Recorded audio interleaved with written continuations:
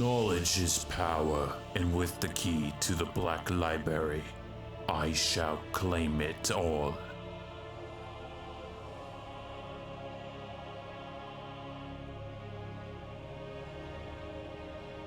Hello everyone, this is your host Legend, and welcome back to my channel. Tournament Arena used to be one of my least favorite modes. I found it too difficult, slow, and overall just not enjoyable. But with time it has seriously grown on me and has become one of my favorite modes. I wanted to talk about the mode, and at the time of writing this script, Tournament Arena Faction War Conquest was ongoing, which made me want to talk about my favorite faction for the rule set, that being the Thousand Suns. We will first talk about the basics of Tournament Arena, then I will explain why I think the Thousand Suns are honestly one of the best teams available for Faction War. I'm not going to waste too much time, let's get right into this, and let's talk Tournament Arena. Tournament Arena is a limited time mode occasionally running and lasting about 3 to 4 days. The mode works in a similar vein to Arena, except all battles are live, meaning you are actively playing against an actual player. You bring a selection of characters into battle and fight to gain 5 victory points to win. Before searching for a match, you can select what rarity cap you wish to play at, with the higher rarity caps paying out more points, which helps you to gain milestone chests and determines your rank overall. To give the mode variation, Tournament Arena has different rule sets that the event can run. No matter the rule set, you will either wipe out the entirety of the enemy team for all 5 of your victory points, or depending on the rule set, a mix of capture zones and enemy eliminations. Wiping out an enemy will always score all 5 points needed to win, and a Tournament Arena match is usually won or lost based on one decisive strike. When Tournament Arena starts, you are given 6 tokens that refresh every 2 hours, capping at 12 tokens. Each ranked match burns 1 token, redemption and casual matches burn no tokens. Rule sets change how the mode is played and how your strategy differs. The current rule sets are Infested, Power-Ups, Conquest, Draft Power-Ups, and Faction War. The Infested rule set allows you to take 5 choice characters and a machine of war into battle. As the battle progresses, non-player controlled Tyranid units are spawned, and are hostile to all. You must balance eliminating the spawned Tyranids with wiping out your enemy. The Power-Ups rule set allows you to take 5 choice characters and a machine of war into battle. A set of Power-Ups is spawned at the beginning of battle, ranging from increases to health, to damage buffs, to buffs to the amount of hits a unit can do in combat. You must use these buffs to your advantage to wipe out the enemy. The Conquest rule set allows you to take 5 choice characters and a machine of war into battle. There will be 3 capture points on the map worth 1 point each. To win, you either wipe out the enemy or capture a mix of points and wipe out a smaller proportion of the enemy. The Draft's Power-Up rule set sees you selecting 7 characters and a machine of war to bring into battle. When the match begins, player 1 and 2 spawns with 3 random units deployed from the 7, followed by player 1 drafting 1 additional unit into battle. When player 2's turn begins, they will draft 2 units into battle. When the turn cycle returns to player 1, they will choose 1 final unit to join the battle. On top of this, a random assortment of power-ups can be collected in battle to buff your units. Wiping out the enemy will result in victory. Finally, we have the Faction War rule set. As of now, no machine of wars are allowed in battle, given that every faction does not have one. In Faction War, you select a faction and use them in combat against your opponent. Weaker factions are given backup non-controllable units to help balance combat. This mode runs with the Conquest rule set, so either wipe out the enemy faction, or achieve a mix of capture points in your control and enemy eliminations. Let it be noted that I am going off memory and what I could find off the wiki, so I very well could be missing a rule set. Please feel free to correct me in the comments. To ensure matches are a bit more fair, player 2 has protection from all damage on turn 1 via a shield with 100,000 health. Starting at round 8, an orbital bombardment begins, forcing the players towards each other. If a player remains idle for too long, their turn ends, and if they have been idle for too many turns, the game ends with them losing by forfeit. If you choose to retreat from battle for any reason, you will gain no points, and those points will not be added to the redemption pile. Unfortunately, this system does also apply to any crashes or internet disconnections. In the case of a draw, both players are counted as having lost the battle. Redemption battles allow you to fight for your lost points. You can play these battles via paying Blackstone, or a couple battles each day via watching ads. Any points gained here are taken away from your redemption pool and are added to your event total. Tournament Arena will give crates at milestones, with these crates containing coins, Calandus shards, energy, raid tokens, and XP books. The final crate is earned by accruing a total of 200 points, and contains all these rewards plus 1 requisition scroll. With that very rough overview done, let's talk about Faction War in the Thousand Suns. Let me make one thing clear. The Thousand Suns are not statistically speaking the best faction for the mode. That arguably goes to either the Orcs or the Blood Angels, depending on your opinion, and honestly, it isn't even close. Despite knowing this, why don't I talk about these factions that are currently dominating instead, you might ask? And the answer is rather simple. To me, they are very boring. They're rather easy to play well, have great mobility mixed with damage output, and are one of the reasons that the backup unit system was introduced, alongside the Death Guard who dominated the first iteration of Faction War. So again, the question is, what about the Thousand Suns makes them my favorite choice? To put it very simply, it's how they all synergize together. I personally think they have the best faction synergy currently in Tacticus, with each of them building off each other nice seamlessly.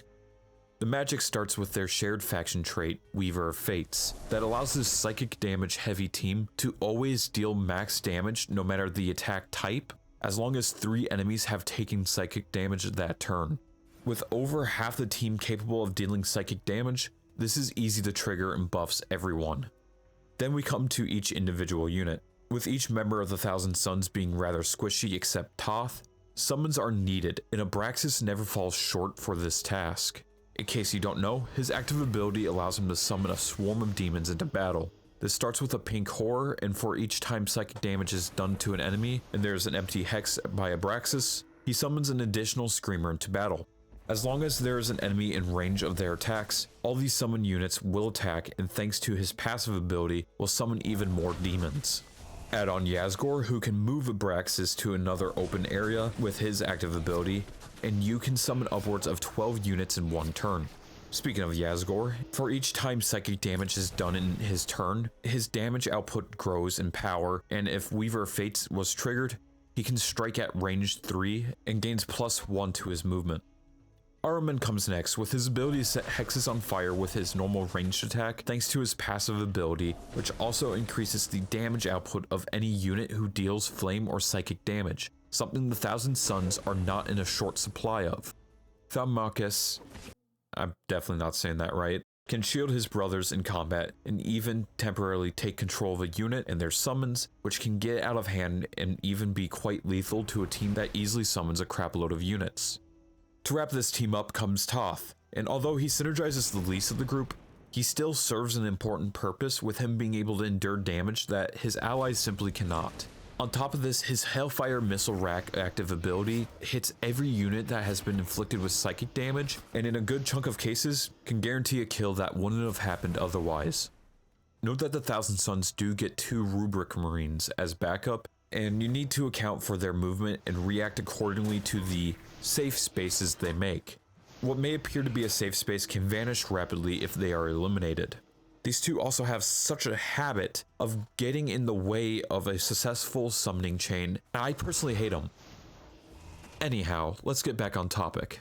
This team thrives off each other, and to me speaks thoroughly to what a faction should achieve in Tacticus. Weak alone, but powerful together.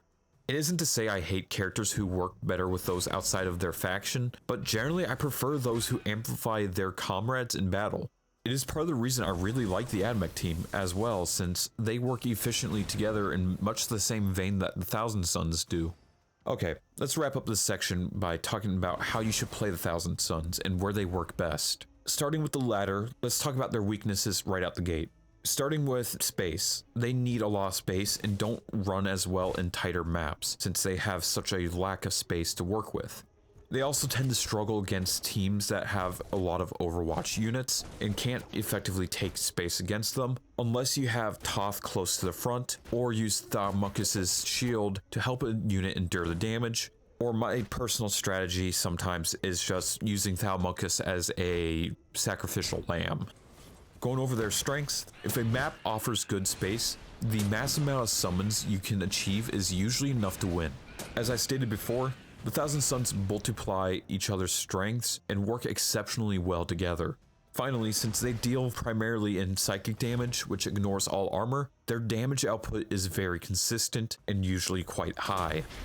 When it comes to playing the Thousand Suns, the last thing you want to do is get impatient and rush ahead too early. Your team is squishy and will not survive a reckless assault. A strong rush is easier to achieve when you're going first, but isn't impossible when going second. You must find a way to balance your rush with effective hits. You want to use this rush to eliminate high value targets such as summoners, buffers, or healers. The more of your psychic units and, well, just your team in general that can get in on the rush, the better. The rush will typically start with Abraxas, unless you need someone to eat Overwatch, which if possible should be Toth, or a unit who can endure the hits. Otherwise, as I stated before, Thalmucus makes a great sacrificial lamb. The only other time Abraxas doesn't start a rush is if the enemy is too far but in range of Yazgor, and there is enough high value targets that can be eliminated in just one wave of Abraxas' summons. The key to any rush is maximizing summons, while maintaining enough space so that attacks like Typhus's Plague Wind cannot chain across everyone. And for the rest of your rush turn, you follow it with a cleanup of any low HP targets, and if possible, you fire off Hellfire Missile Rack, especially if it'll hit low HP targets. Remember, the chosen target to start the Hellfire Missile Rack can be hit twice if they took psychic damage that turn, which can take a mid-health character to critical or even dead. If possible, avoid rushing tanky units or units with a way of reducing damage, such as a Tau character next to a shield drone. If you can, remove the drones from battle first before engaging, or hold your assault until a high value target is in range without much protection. When going second, it can be hard to protect your units. In order of criticality, you should protect Abraxas, then Yazgor, then Ahriman, Toth, and finally Thalmucus if possible. If there is no way to protect anyone, you should try to initiate a rush with the Yazgor first approach to build a buffer. When it comes to cleanup, remember to clear any high value targets that may still be alive, then engage them in order of threat. For example, for the orcs, I suggest taking out Boss Golgorts, Snotflaga, then Snapareka, then Tank Smasha, and finally ending with Gibba Scraps. Boss Golgorts can be moved past Snappa in some cases where his active ability has already been used, but generally this is a good order. I know earlier I stated that anyone who can do healing is typically a high value target. So why did I list Gibba Scraps last? Well, Gibba Scraps may be a mechanic, but the two he can heal are some of the first we target, which drops the target value significantly. Now, the last thing to remember when it comes to Tournament Arena, or any mode in general, is to just remember to try to have fun. Like I said earlier, the Thousand Suns are not the best, and you will not always win with them. I personally like them since they are fun, and when it plays out well, the win feels satisfying and not cheesy. You can definitely achieve a similar feeling with the Tyranids and Admechs, but I personally have just found the Thousand Suns to be my favorite. Since we were talking about Tournament Arena kind of generally before, I also want to encourage that when it comes to non-faction war rule sets, you should really use a non-meta team. Try to find a unique setup you like, rather that is a full faction team, a 5 movement speed Malleus build, or something in between. This leaves me with my question for you. Who is your favorite faction to play in Faction War and why? I would love to read your opinion in the comments. Finally, before this video ends, I simply want to thank you all so much. I was just recently accepted into the creator program, which is not a feat I thought I could have achieved ever, much less so without your support. I now have a chance to begin expanding the topics I cover, and I am excited to see what the future holds. My biggest thanks goes out to my battle brothers from the Pants of Horus Alliance, that without, I would have struggled to build a platform on this game, and I also want to thank my brothers in the Death Watch. I can't understate how much just none of this would be possible without any of you guys. This ride is only getting started, and I will catch you all in the next video. This is your host Legend, signing off.